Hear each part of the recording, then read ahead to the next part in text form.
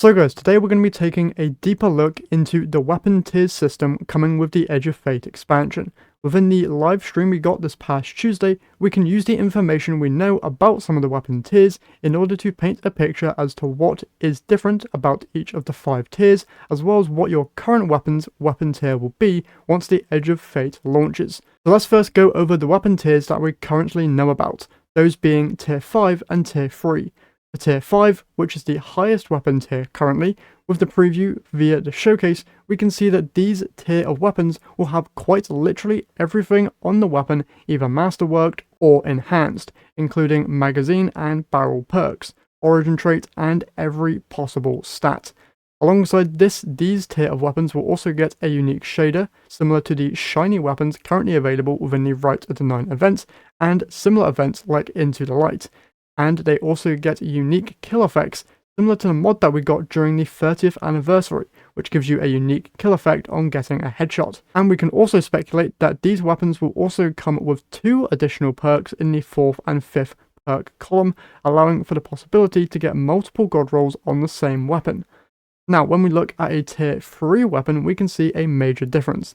First thing being is that not everything is either masterworked or enhanced, only the major perks are, which is similar to what enhancements are like currently in the game.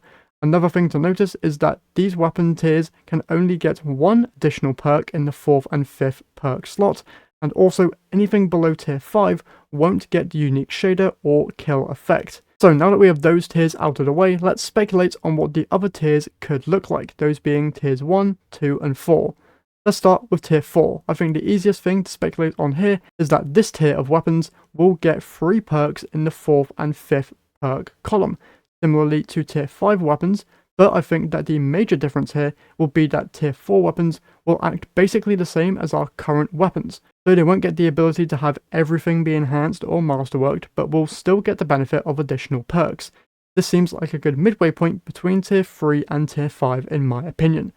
And with tier 3, 4 and 5 now done, let's go back and look at the lower weapon tiers. I think it's easy to say that tier 1 weapons will be what our base legendary weapons will be tiered at. No enhancements, nothing special, just a base legendary weapon. But for tier 2, this is where I'm struggling a bit, because would a tier 2 weapon just be a tier 1 weapon but with enhanced perks? Because a tier 3 currently comes with 1 additional perk in the 4th and 5th column. So what would be the difference between a tier 2 and a tier 3 weapon? And this question becomes further confusing when you look at the most recent tweet from the Destiny 2 team, where they say that the Rite of the Nine Adept weapons will be somewhat comparable to a tier 3 weapon.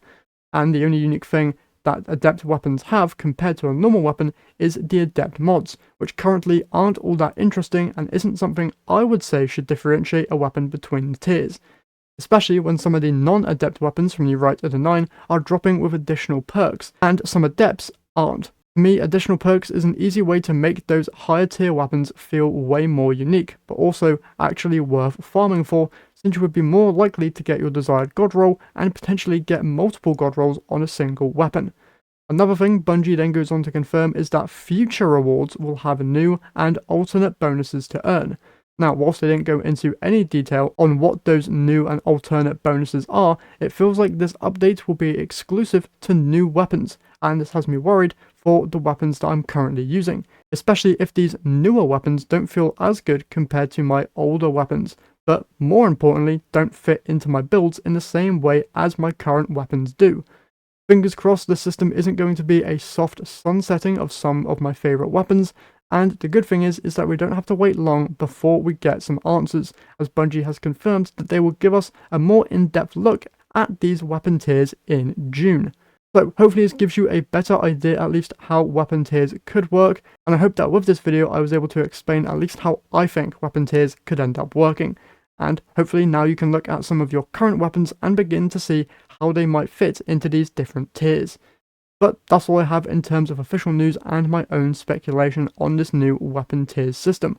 I'm very much looking forward to learning more about the system, as I feel like this could be a great way to not only help people care about getting new weapons again, but could also be a great feature to add some excitement back into getting random weapon drops.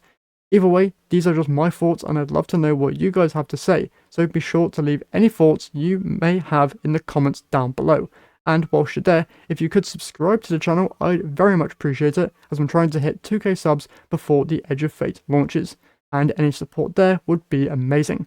But with that all said, hope you guys enjoyed the video, and I'll see you all in the next one.